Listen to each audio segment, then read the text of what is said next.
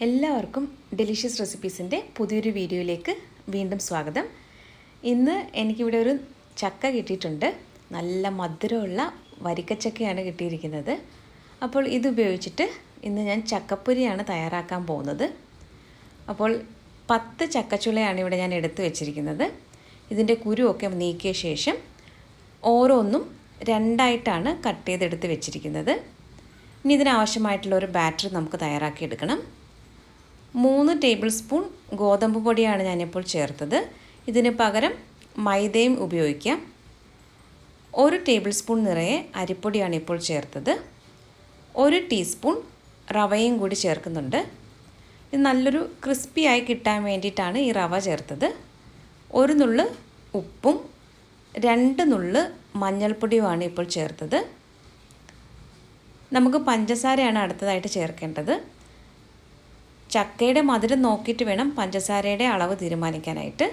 ഇനി ഇതെല്ലാം കൂടി നന്നായിട്ട് ഒന്ന് മിക്സ് ചെയ്തെടുക്കാം. അടുത്തതായിട്ട് ഇതിലേക്ക് കുറച്ച് വീതം വെള്ളം ഒഴിച്ചിട്ട് ഇത് നന്നായിട്ടൊന്ന് മിക്സ് ചെയ്തെടുക്കണം. ആദ്യം തന്നെ കൂടുതൽ വെള്ളം എടുത്ത് ഒഴിക്കരുത്. ഇത് കുറച്ച് തിക്കായിട്ടുള്ള ഒരു ബാറ്ററായിട്ട് വേണം നമുക്കിത് മിക്സ് ചെയ്തെടുക്കാനായിട്ട്. സാധാരണ നമ്മൾ പഴംപൊരിയൊക്കെ തയ്യാറാക്കുന്നത് പോലെ തന്നെയാണ്. ഇപ്പോൾ പഞ്ചസാര അല്പം കുറവായതുകൊണ്ട് ഞാൻ 1 ടേബിൾ സ്പൂൺ കൂടി ചേർത്തിട്ടുണ്ട്. അതുപോലെ 1 ടേബിൾ സ്പൂൺ ഗോതമ്പ് പൊടിയും കൂടി ചേർത്തിട്ടുണ്ട്. മൊത്തത്തിൽ 4 ടേബിൾ സ്പൂൺ ഗോതമ്പ് പൊടിയും 3 ടേബിൾ സ്പൂൺ പഞ്ചസാരയുമാണ് ചേർത്തത്. ഇത് ഞാൻ 15 മിനിറ്റ് മാറ്റി വെച്ചിട്ടുണ്ടായിരുന്നു. ഇപ്പോൾ 15 മിനിറ്റ് കഴിഞ്ഞിട്ടുണ്ട്. നമുക്കിനി ഇത് എങ്ങനെയാണ് വറുത്തെടുക്കുന്നതെന്ന് നോക്കാം. ഞാനിവിടെ കുറച്ച് എണ്ണ ചൂടാക്കാൻ വെച്ചിട്ടുണ്ടായിരുന്നു. വെളിച്ചെണ്ണയോ വെജിറ്റബിൾ ഓയിലോ ഇത് വറുത്തെടുക്കാൻ വേണ്ടി ഉപയോഗിക്കാം. എണ്ണ ചൂടായി കഴിയുമ്പോൾ ഓരോ ചക്കയുടെ പീസും നല്ലതുപോലെ ബാറ്ററിൽ മുക്കിയിട്ട് ഇതുപോലെ എണ്ണയിലേക്ക് ഇട്ട് കൊടുക്കണം. ഇത് ഇട്ട ഉടനെ തന്നെ സ്പൂൺ കൊണ്ടൊന്നും ഇളക്കേണ്ട ആവശ്യമില്ല. ഏകദേശം 1 മിനിറ്റൊക്കെ കഴിയുമ്പോൾ ഇത് നന്നായിട്ട് പൊങ്ങി വരും. അതിനുശേഷം നമുക്കിതൊന്ന് മറിച്ചിട്ട് കൊടുത്താൽ മതിയാകും. പഴംപൊരിയൊക്കെ തയ്യാറാക്കുന്നത് പോലെ തന്നെയാണ്. ഞാൻ ഇതിൽ ഒട്ടും തന്നെ ബേക്കിംഗ് സോഡയൊന്നും ചേർത്തിട്ടില്ല. ഇതിപ്പോൾ നല്ലതുപോലെ ഒന്ന് പൊങ്ങി വന്നിട്ടുണ്ട്.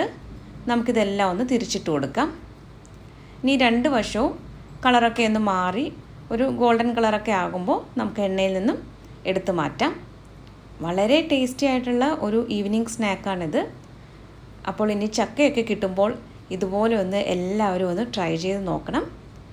ബാറ്റർ തയ്യാറാക്കുമ്പോൾ കുറച്ച് കട്ടിയിൽ വേണം തയ്യാറാക്കേണ്ടത്. അങ്ങനെ നല്ല ടേസ്റ്റി ആയിട്ടുള്ള നമ്മുടെ ചക്കപ്പൊരി ഇവിടെ റെഡി ആയിട്ടുണ്ട്. അപ്പോൾ ആദ്യത്തെ ബാച്ച് ഇവിടെ റെഡി ആയിട്ടുണ്ട്. ഇനി നമുക്ക് എണ്ണയിൽ നിന്നും എടുത്ത് മാറ്റാം. ഞാനിവിടെ 3 ബാച്ചായിട്ടാണ് ഇത് തയ്യാറാക്കി എടുക്കുന്നത്. മൊത്തം 10 ചക്കച്ചുളയാണ് എടുത്തിട്ടുണ്ടായിരുന്നത്. അത് ഓരോന്നും 2ആയിട്ട് മുറിച്ചിട്ടുണ്ടായിരുന്നു. അപ്പോൾ മൊത്തത്തിൽ 20 കഷ്ണങ്ങളുണ്ട്. ഇനി നമുക്ക് ബാക്കിയുള്ള ചക്കയുടെ കഷ്ണങ്ങളും ഓരോന്നായിട്ട് ഇട്ട് കൊടുക്കാം. ഇതിനു മുമ്പ് ഞാൻ പഴംപൊരിയുടെ ഒരു റെസിപ്പി പോസ്റ്റ് ചെയ്തിട്ടുള്ളതാണ്.